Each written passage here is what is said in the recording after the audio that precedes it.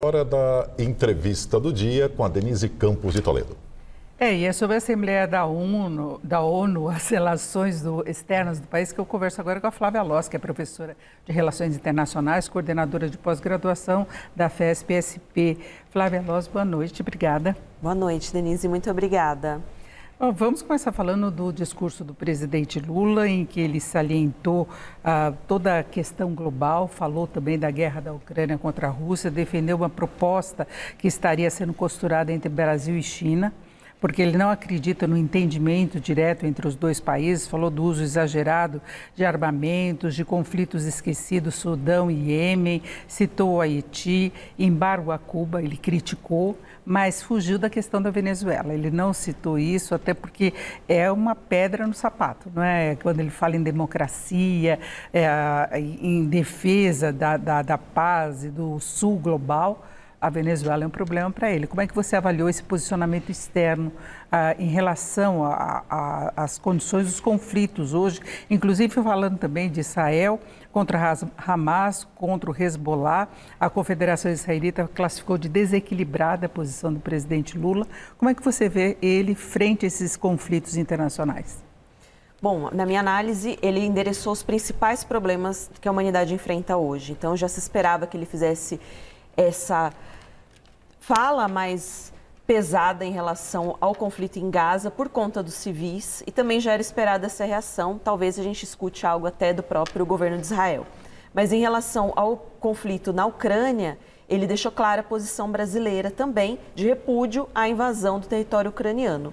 Então, o que a gente vê, o mais importante do discurso na Assembleia Geral da ONU é justamente isso: um país se posiciona sobre os principais temas globais e tenta influenciar essa agenda. Então, esse discurso hoje do presidente Lula foi nesse sentido: posicionar o que o Brasil pensa desses principais assuntos, como ele pode colaborar, como no caso da proposta Brasil-China, para que cessem os conflitos, especialmente da Ucrânia, né, essa proposta específica para a Ucrânia. Acredito que isso não vai passar, porque a gente sabe que tem uma resistência do Zelensky a propostas de outros países, mas também endereçar propostas para outras questões. Então, teve a Aliança Global contra a Fome e a Pobreza.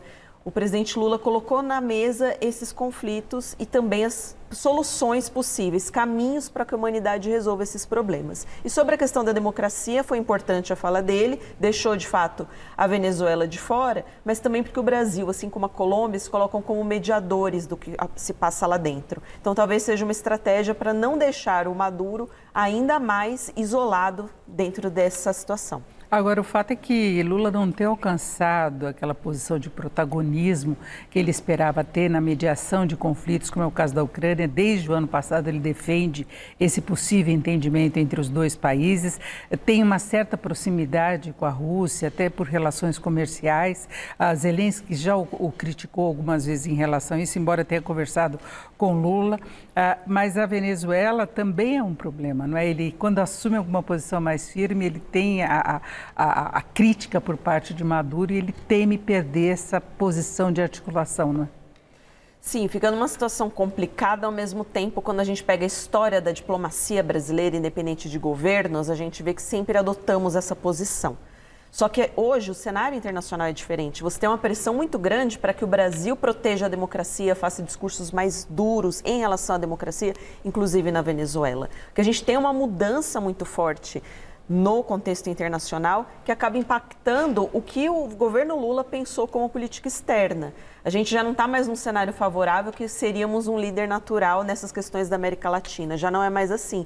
Tanto que a gente tem aí presidentes que criticam duramente o governo Lula, como o próprio presidente da Argentina, e até o Maduro, que seria um aliado ideológico, hoje já não se coloca nessa posição. A gente viu as críticas que foram feitas ao Brasil, ele criticou também a Colômbia. Então, o cenário mudou muito.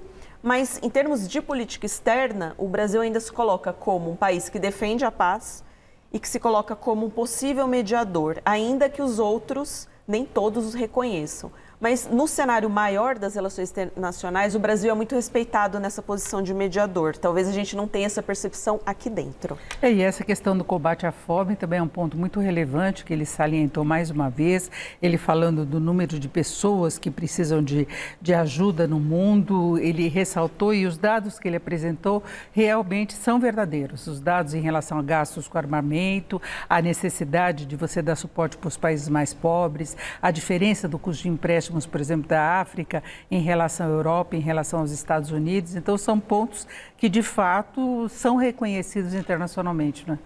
Muito, muito reconhecidos, tanto que foi aplaudido justamente quando falou de uma representatividade feminina dentro da ONU, falou de uma reforma na ONU que é muito necessária e depois essa questão da fome e da pobreza. Porque esses assuntos, reforma da ONU, pobreza, fome, são assuntos que nós compartilhamos com os países que são similares a nós, ou seja, o chamado sul global, países em desenvolvimento ou de renda média.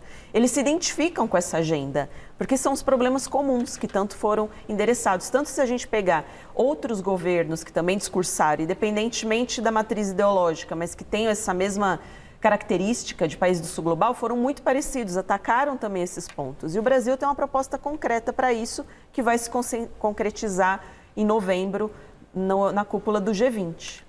Agora, Flávia, em relação ao clima, o Brasil retomou essas conversas, esse posicionamento em defesa do meio ambiente desde a posse do presidente Lula, não é? E ele no ano passado já falava sobre isso, só que foi convivendo com dificuldades. Hoje ele atribui as condições climáticas globais, citou vários problemas pelo mundo, chuvas, tufões, as enchentes no Rio Grande do Sul, mas o fato é que o governo aqui internamente está com uma dificuldade imensa para lidar com os incêndios. Ele falou na redução forte de desmatamento da Amazônia, e isso aconteceu de fato, só que aumentou muito no Cerrado.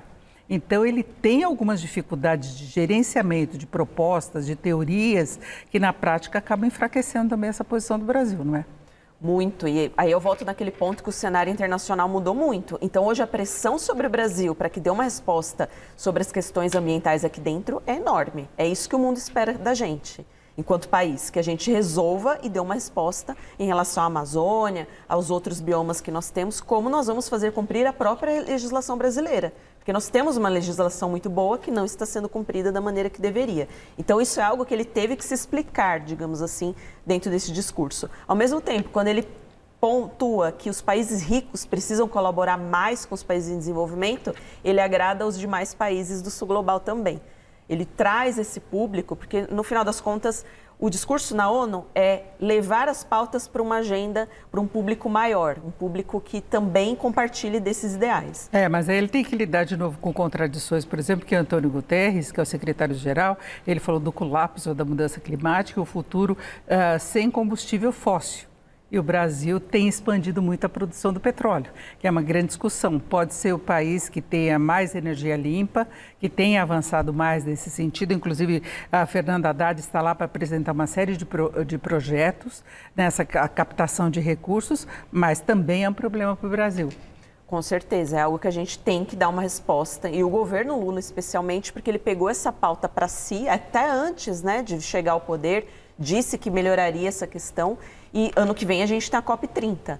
Então, o Brasil precisa ser uma liderança. Ou a gente vai perder a oportunidade de usar esse papel para levar essa pauta adiante. Então, é muito importante. Por pior que sejam as condições globais, o Brasil tem que apresentar melhores resultados, é isso? Com certeza, nós temos uma responsabilidade muito grande. Agora, em relação à situação de conflitos, você ainda vê a possibilidade de uma participação maior do Brasil efetiva? Acredito que seja difícil, principalmente no conflito ucraniano, né, da Ucrânia em relação à Rússia, porque tem ali uma resistência muito forte. Os dois bateram boca até publicamente, o presidente Zelensky, o presidente Lula, mas o papel do Brasil ainda é visto com relevância pelos parceiros. A gente não vai ser decisivo nisso, mas é um país que é chamado a sentar nas mesas de negociações internacionais. Isso é importante para a gente. É bom que a gente tenha uma proposta. Agora, se ela vai ser efetiva ou não, depende de muitos outros fatores. Nós somos o que é chamado de potência média. Nós não temos a capacidade de influenciar totalmente os rumos desses conflitos, mas de participar de uma maneira positiva deles, se soubermos aproveitar essa oportunidade também. É isso, eu agradeço mais uma vez a presença da Flávia Loss, que é professora de Relações Internacionais e coordenadora de pós-graduação da FESP-SP. Obrigada, Flávia, uma boa noite. Obrigada, foi um prazer. Com vocês.